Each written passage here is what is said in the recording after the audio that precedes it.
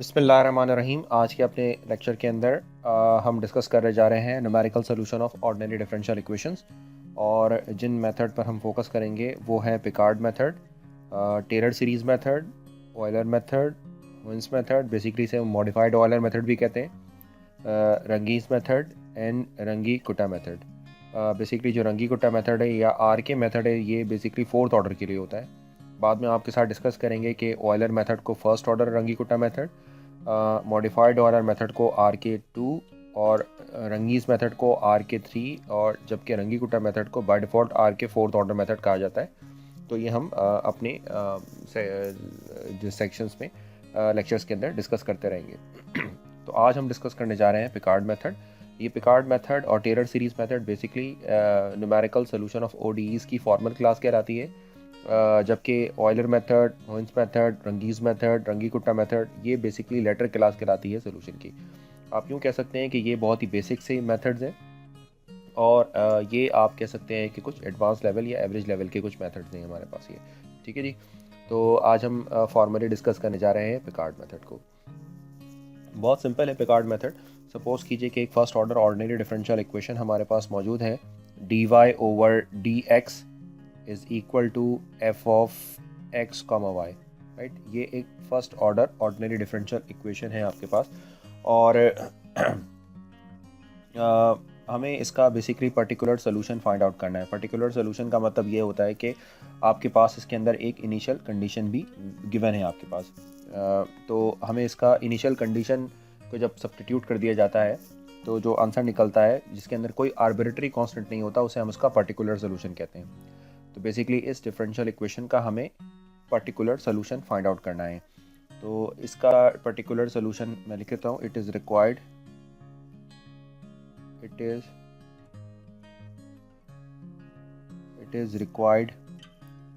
to find that the particular solution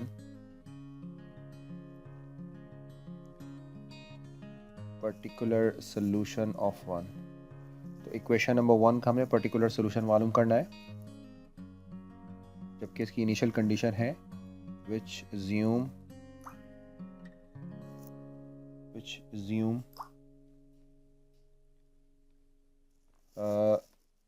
the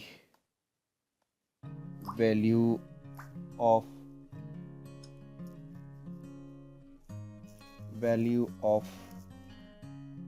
y naught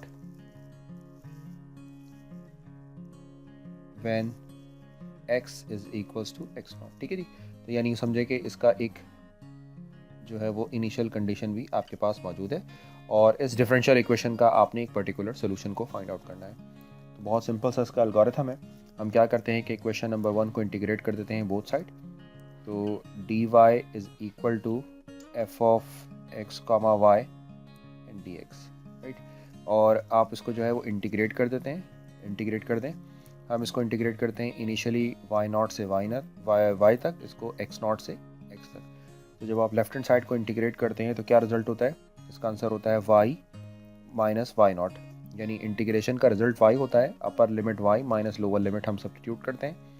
similarly ये जो factor है ये एज इट इज़ रहता है आपके पास, x naught and x and f of x comma y and dx। थोड़ा सा और अगर आप इसको सिंप्लीफाई कीजिए तो जो y की वैल्यू आपके पास बनकर आती है ये बन जाती है y naught plus integral x naught to x f of x comma y and dx।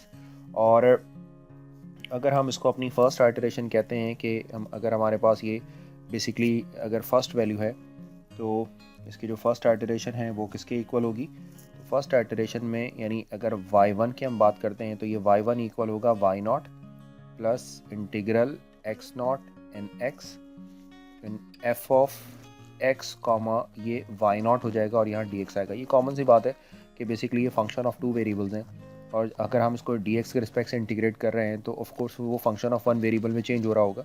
और वो कैसे चेंज होगा कि अगर आपने फर्स्ट अप्रॉक्सीमेशन यानी y1 की वैल्यू फाइंड आउट करनी है, यानी फर्स्ट सोल्यूशन अगर आपने फाइंड आउट करना है तो यहाँ पर y की जगह पर क्या पुट करना होता है? y नॉट पुट करना होता है। तो जब आप y की जगह पर y नॉट सब्स्टिट्यूट करते हैं तो ये फंक्शन ऑफ सिंगल वेरिएबल होता है जिसको इंटीग्रेट करना आसान हो जाता है आपके पास। इसी तरीके से अगर आपको सेकंड अप्रॉक्सीमेशन y2 चाहिए तो क्या होगा ये y2 plus integral x naught to x and then f of x comma this is y1 and dx। तो ये जो y1 की वैल्यू आपने यहाँ से कंप्यूट की है ये y1 यहाँ पर सब्स्टिट्यूट कर दी जाएगी, तो यहाँ पर आपको सेकंड अप्रॉक्सीमेशन मिल जाती है। बस यही इसका सिंपल सा एल्गोरिथम है, बिल्कुल भी मुश्किल नहीं है पिकार्ड मेथड। और इसी तरीके से इस रिज़ल्ट को जो है आप n की फॉर्म में लिख सकते हैं। तो फाइनली जो आपका yn होगा वो yn क्या होगा, this is y naught plus integral x naught to x f of x comma y n minus one and dx, right. ये जो फाइनली हमारे पास एक फार्मूला बनकर आया है, ये फार्मूला जो है वो पिकार्ड मेथड को बताता है। तो हम जो है किसी डिफरेंशियल इक्वेशन का सोल्यूशन जो y की फॉर्म में होता है, तो इस तरह वो सोल्यूशन पिकार्ड मेथड से इस तरह हम कैलकुलेट कर सकते हैं। तो इस तरह आप जो है वो y के डिफरेंट वैल्यूज़ को कंप्यूट करते जाइए, y not, y1, y2, y3, ये डिफरेंट अप्रॉक्सीमेशन आपको मिलती रहेगी और देखते रहें कि इन अप्रॉक्सीमेशन का रिज़ल्ट जो है वो यानी जो एरर है वो एरर रिड्यूस होते जाए, तो इट मीन्स कि ये रिज़ल्ट जो है हमारे पास एक्यूरेट हो जाता है, राइट। तो एक प्रॉब्लम को हम ट्राई करते हैं, इसकी फ़र्दर डिटेल ऐसा कुछ भी नहीं है, तो मैं मज़ीद जो है इसमें डिस्कशन में नहीं जा रहा हूँ। एक एग्जांपल को ट्राई करते हैं ताकि प्रॉब्लम आपके समझ में आ जाए। Use Picard method, use cards method of successive approximation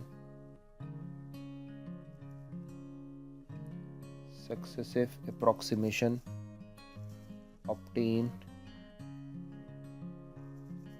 a solution up to fifth approximation। ये पूरा क्वेश्चन सिर्फ मैं इसलिए लिख रहा हूँ कि इस तरह के क्वेश्चंस पूछे जा सकते हैं। ऑफ द इक्वेशन है आपके पास dy over dx is equals to x plus y, और इसकी जो इनिशियल कंडीशन है सच दैट, वो इनिशियल कंडीशन आपके पास क्या है, y naught is equal to 1 when x not is equal to 0 और x is equal to 0। check your answer by finding the exact particular solution। आप चाहें तो उसको हम क्रॉस चेक कर सकते हैं इस प्रॉब्लम को एनालिटिकली सॉल्व कर कर, ठीक है जी। तो अभी हम फिलहाल एनालिटिकली सोल्यूशन की तरफ नहीं चल रहे हैं। चले जी, पिकार्ड मेथड का एल्गोरिथम क्या कहता है, वो कहता है yn is equal to y naught plus integral, आपने इसको x नॉट से x तक मूव करते हैं and then f x n minus one and dx। ये बहुत सिंपल सा एल्गोरिथम है। तो बताइए कि इसकी जो फर्स्ट इटरेशन है यानी फर्स्ट अप्रॉक्सीमेशन है वो क्या होगी आपके पास। तो हमारे पास इसकी जो फर्स्ट अप्रॉक्सीमेशन है, या ऐसे आप फर्स्ट आइटरेशन भी कह सकते हैं या फर्स्ट अप्रॉक्सीमेशन भी कह सकते हैं। तो ये है आपके पास इसकी बेसिकली फर्स्ट अप्रॉक्सीमेशन। तो फर्स्ट अप्रॉक्सीमेशन आप कैसे निकालेंगे कि when we substitute n is equal to 1, तो जब आप n की वैल्यू को 1 सब्स्टिट्यूट करते हैं then we find y1 is equal to y naught plus integral x naught to x f of x comma y naught and dx। सारी values आपके पास मौजूद हैं, इन सारी वैल्यूज़ को यहाँ पर सब्स्टिट्यूट कर दें तो जनाब क्या बनेगी आपके पास, then y1 is equal to, ये y नॉट आपके पास 1 के इक्वल है, integral x naught 0 and then x and f x comma y naught और x कॉमा y नॉट आपने लिख दिया एंड देन dx। इसको अगर आपने फर्दर लिखा तो ये क्या बन जाएगा, 1 प्लस इंटीग्रल 0 टू x और y नॉट की वैल्यू जो है वो बेसिकली आपके पास 1 के इक्वल है। तो x कॉमा 1 जो है वो डिफरेंशियल इक्वेशन जो आपके पास है वो x प्लस वाई है, तो उसकी जगह पर ये बन जाएगा आपके पास x plus 1 and then dx, right. तो इसी तरीके से जो फर्स्ट आंसर आपके पास निकल कर आएगा वो इंटीग्रेट करने के बाद 1 plus x square over x plus x square over 2। तो ये हमारे पास इसका जो है वो फर्स्ट अप्रॉक्सीमेशन से रिजल्ट निकल कर आएगा। ठीक है जी। तो आपको उम्मीद है कि ये पॉइंट समझ आ गया होगा कि डिफरेंशियल इक्वेशन का जो बेसिकली इसको आप यूँ भी समझ सकते हैं कि जो डिफरेंशियल इक्वेशन का जो ओरिजिनल कर्व होगा बेसिकली आप मान लें कि ये डिफरेंशियल इक्वेशन का सोल्यूशन कर्व है। For example y is equal to x, तो ये इसकी फ़र्स्ट अप्रॉक्सीमेशन होगी। आप यूँ कह सकते हैं कि ये एक्चुअली इस तरह की कोई फर्स्ट अप्रॉक्सीमेशन आपको मिल गई है। This is called y1। ठीक है, तो ये आपको y1। अब अगर ये जो है वो ओरिजिनल कर्व के ऊपर कोइंसाइड कर जाएगा तो इट मीन्स कि वो उसका सोल्यूशन होगा। ठीक है, जैसे कि हम पहले भी कई दफ़ा ये डिस्कस कर चुके हैं। तो इसकी सेकंड अप्रॉक्सीमेशन क्या होगी आपके पास? This is second approximation.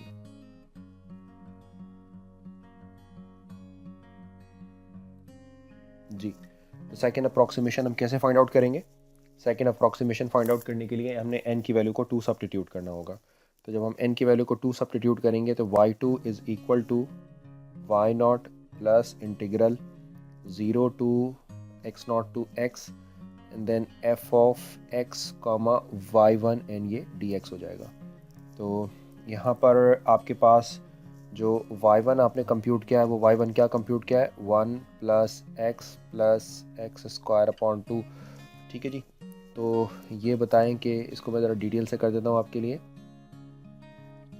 कि इसका मतलब ये है कि f of x comma y1 का मतलब होगा जो बेसिकली x प्लस y है, तो यानी वो x प्लस y1 हो जाएगा और ये इक्वल होगा आपके पास x plus 1 plus x square over 2 factorial. और जब आप इसको फर्दर सिंप्लीफाई करके लिखेंगे तो इसका मतलब होगा कि आप इतनी डिटेल में ना कीजिएगा, मैं तो समझाने के लिए बता रहा हूँ आपको। 1 plus 2x plus x square over 2, right. तो ये आपके पास आ गया। तो y2 क्या होगा आपके पास? y2 बन जाएगा 1 प्लस इंटीग्रल, ये हो जाएगा 0 टू x और 1 plus 2x plus x square over 2 and dx, right. तो जब आप इसको इंटीग्रेट करेंगे तो y2 की वैल्यू आपके पास बनकर आएगी 1 plus x plus 2x square over 2 plus x cube over 6, right. और थोड़ा सा इसको अरेंज कर लीजिए आप, तो जो फाइनली आपके पास सेकंड अप्रॉक्सीमेशन है वो 1 plus x square plus x cube over 6। तो इस तरीके से आप जो है वो इसकी सेकंड अप्रॉक्सीमेशन फाइंड आउट कर सकते हैं। ठीक है जी। तो ये चूँकि देखें ये जो पॉलिनॉमियल बन रही है, इस पॉलिनॉमियल में जैसे जैसे हम ऑर्डर को इंक्रीज़ करते जाएंगे वैसे वैसे ही अपनी ओरिजिनल कर्व की तरफ कोइंसाइड करके चली जाएगी। ठीक है जी। फिफ्थ अप्रॉक्सीमेशन तक चलना है, हम इसको कंटिन्यू कर लेते हैं।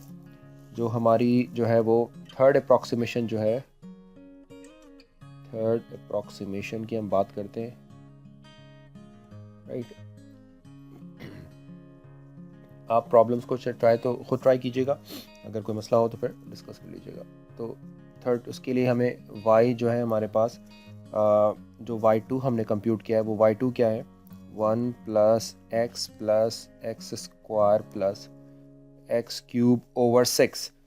और इसको जो है आप सब्स्टिट्यूट कर दें कहाँ पर? डायरेक्टली y प्लस एक्स में।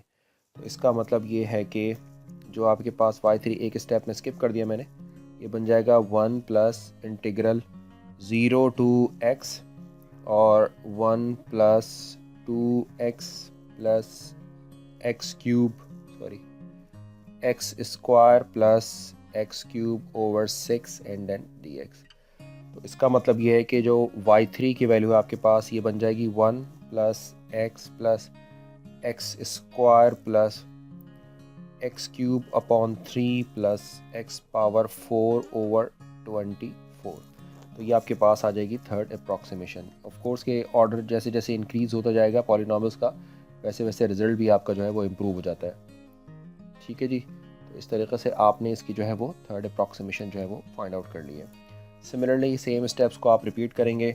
मैं यहाँ पर लिख रहा हूँ कि इसकी जो बेसिक फोर्थ अप्रॉक्सीमेशन है y4, वो fourth approximation 1 plus x square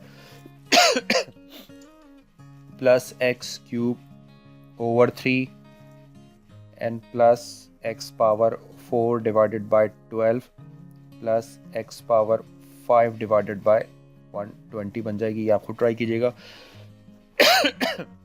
और इसी तरीके से जो इसकी फिफ्थ अप्रॉक्सीमेशन जहाँ तक प्रॉब्लम में पूछा गया था वो है आपके पास 1 plus x square plus x cube over 3 plus x power 4 over 12 plus x power 5 over 60 and plus x power 6 upon 720।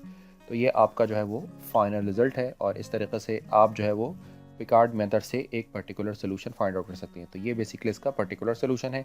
अगर आप इसको ड्रॉ करेंगे तो ओरिजिनल कर्व के ऊपर ये जो इसका जो फिफ्थ अप्रॉक्सीमेशन है ये बहुत अच्छी कोइंसाइड करेगी और ऑलमोस्ट आपको इसका रिजल्ट देगी। राइट, तो ये हमारे पास जो है वो एक प्रॉब्लम हमने सॉल्व की। अच्छा, एक प्रॉब्लम आपके लिए वो आप उसको खुद ट्राई कीजिएगा और इन केस अगर इसमें किसी किस्म का कोई इशू हो तो वो मुझसे डिस्कस कर लीजिएगा। हम क्वेश्चन नंबर 2 की बात कर रहे हैं।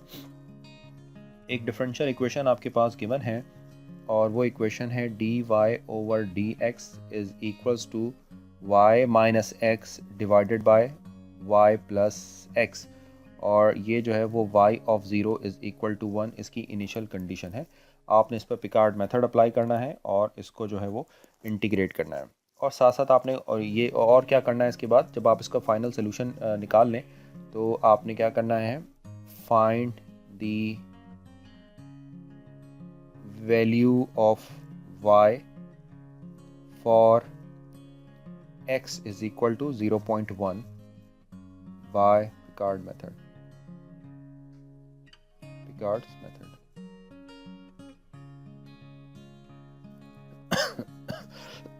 सॉरी, यानी जब आप इसका फाइनल सोल्यूशन फाइंड आउट कर लें, फाइनल आप सोल्यूशन इसका जब फाइंड आउट कर लें यानी y की वैल्यू आप फाइंड आउट कर लें, तो y की वैल्यू फाइंड आउट करने के बाद आपने x की वैल्यू 0.1 के लिए y की वैल्यू बतानी होगी क्या है, और आप इसको 3 डेसिमल प्लेसेस की एक्यूरेसी के साथ इसको प्रॉब्लम को सॉल्व कीजिएगा कि आप जो है आपका जो आंसर है वो एटलीस्ट 3 डेसिमल प्लेसेस तक बिल्कुल एक्यूरेट हो।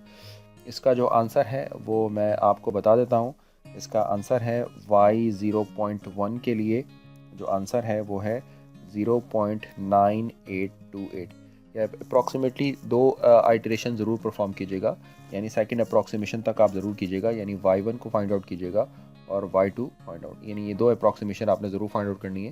फिर सेकंड अप्रॉक्सीमेशन को जब फाइंड आउट कर लेंगे तो उसमें आपने x की जगह पर 0.1 सब्स्टिट्यूट करना है, जिससे आपके पास ये रिज़ल्ट बनकर आ जाएगा। तो उम्मीद है कि आपको ये पिकार्ड मेथड जो बहुत ही बेसिक सा बहुत सिंपल सा एक मेथड है ये समझ आ गया होगा। इसका एल्गोरिथम, इसका फार्मूला बहुत ही सिंपल है और बहुत ही बेसिक लेवल के मेथड में से हम काउंट करते हैं। तो प्लीज़ इसको वीडियो को एंड तक देखें। अगर किसी किस्म के कोई इश्यूज़ हैं, मेरी एंड पर कोई मिस्टेक है तो उसको कमेंट्स के अंदर ज़रूर मेंशन कर दें। Thanks for watching this video. अल्लाह हाफ़िज़।